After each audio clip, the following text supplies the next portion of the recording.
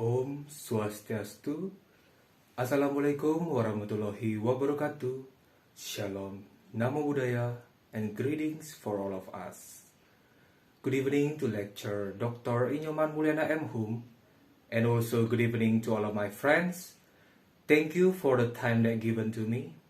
Before I start this presentation, let me introduce myself first. My name is Aditya Teja Kurniawan. My student number is 19411222035, and I'm from English Department REG B6. In this video, I'm going to present about reading skills. Reading is a receptive action which is one of four basic skills of communicating in a language. It is reciprocally associated with writing. Writing and reading are parallel to speaking and listening. However, writing and reading are the tangible skills of communication, whereas speaking and listening are the intangible skills of communication. Every literate person can write and read at least in one language. Basically, reading is the ability to look at and understand the meaning of the written signs, letters, or symbols. But reading as a skill means much more than that.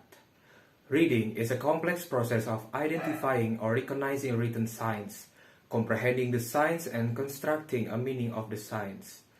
Reading skills develops when someone takes less time to comprehend the signs and construct meaning accurately.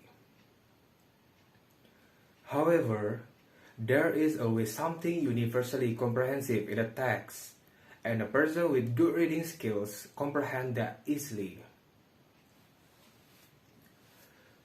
Reading is vital to improving your vocabulary and also helps to develop all the other skills in English. You can recognize and therefore reinforce what you have learned when you are reading. Although it is important to read as part of your studies, and it is also important to read when you are not studying. There are 5 types of reading skills, and you can choose the best one depending on your objective. There are extensive reading, intensive reading, scanning, skimming, and critical reading. Extensive reading is one of the methods of reading that people use for relaxation and pleasure. You can adopt this method when the purpose is to enjoy the reading experience. This is one of the methods of reading that naturally. It is how you have read as a child and while you are grown up. This method of reading will help you to understand words in context and enriches your vocabulary.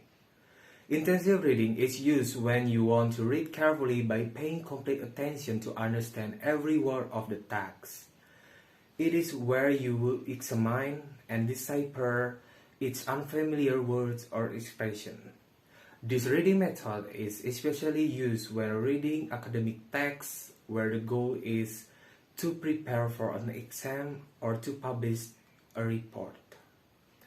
This method will help you to retain information for much longer periods. Scanning. Scanning is one of those kind of reading where you read to search for a particular piece of information.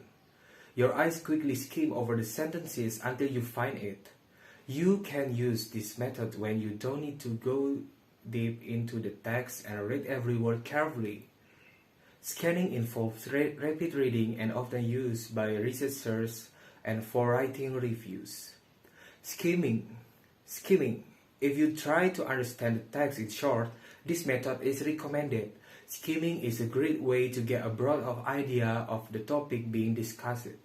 This method is generally used to judge whether the information is useful or not. A good example of this is picking up a magazine and flipping through the pages. You take in only the headings or the pictures to get a broad idea of what the magazine covers. Critical reading. Critical reading has a special place. The facts and information are tested for accuracy.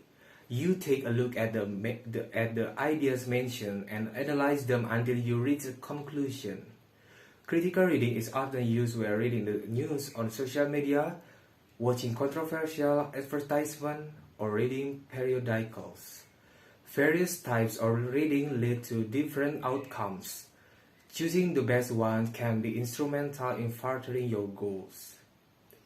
Further, diversifying your reading will enable you to become a better writer and speaker. Besides types of reading skills, there are also 6 essential skills needed for reading. They are decoding, fluency, vocabulary, sentence construction and cohesion, reasoning and background knowledge, and working memories and attention.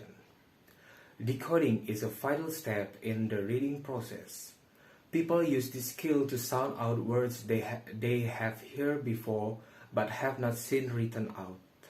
Decoding relies on an early language skills called phonemic awareness.